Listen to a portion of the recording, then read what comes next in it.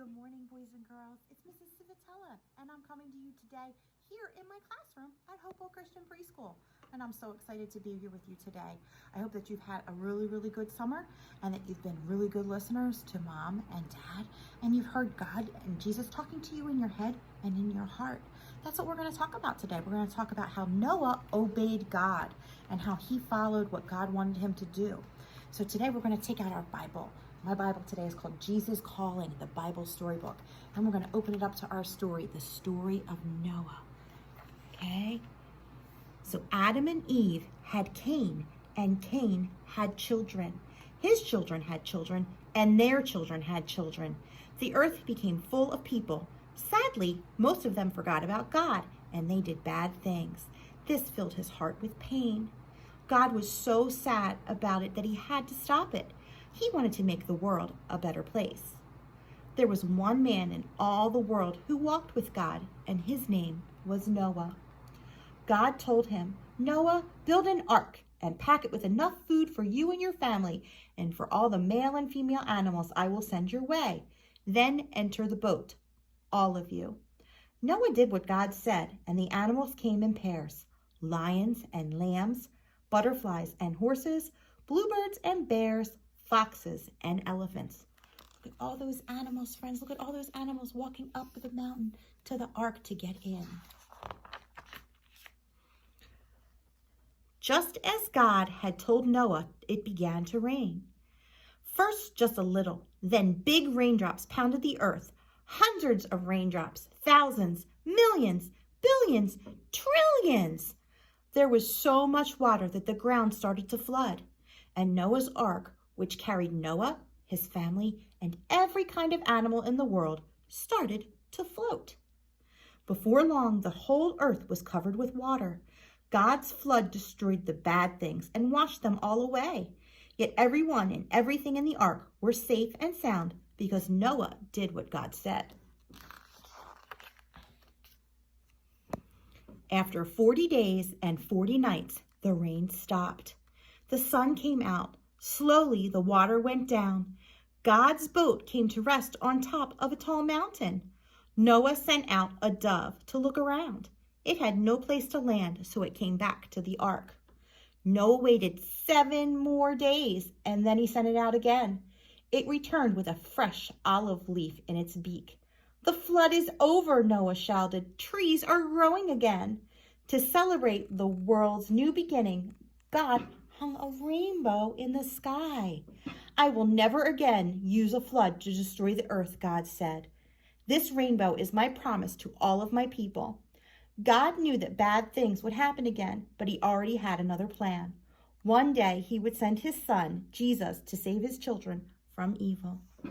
So look, there's the ark on top of the mountain, and there's our beautiful rainbow, which is God's promise to us that he would never send a flood like that again. Friends, I love this story because it is so powerful. It tells us all about God and Noah and how Noah listened to what God had to say. All right, friends, here's our Noah's Ark. And I see Noah, I see Noah's wife, and I see some supplies on top of our ark.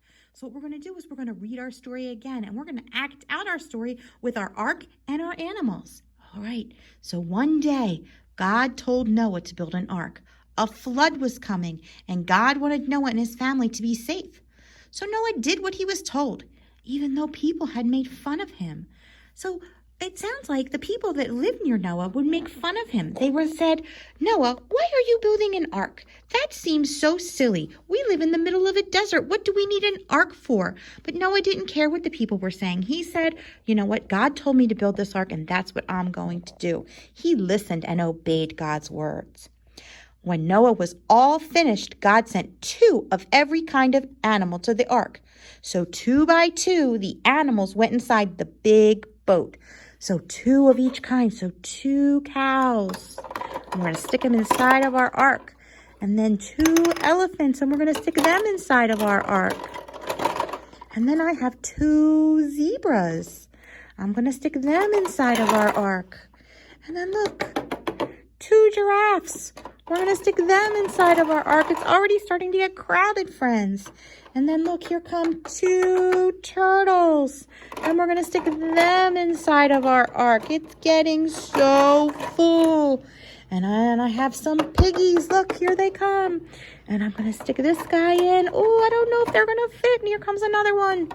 Oh, just makes it right into the door. But there were so many more animals that Noah was able to fit in the ark, because this ark was as big as 3 houses. And that's a really big ark. So when Noah and his family and all of the animals were in the ark, God shut the door. So look, he shut the door so all of the animals would stay safe inside. Outside, it began to rain. It rained and it rained. Look at that water, friends. So if you have a strainer or mommy has a measuring cup, you can make it rain over top of your Noah's Ark too, in your bathtub or in your bowls or in your bucket of water.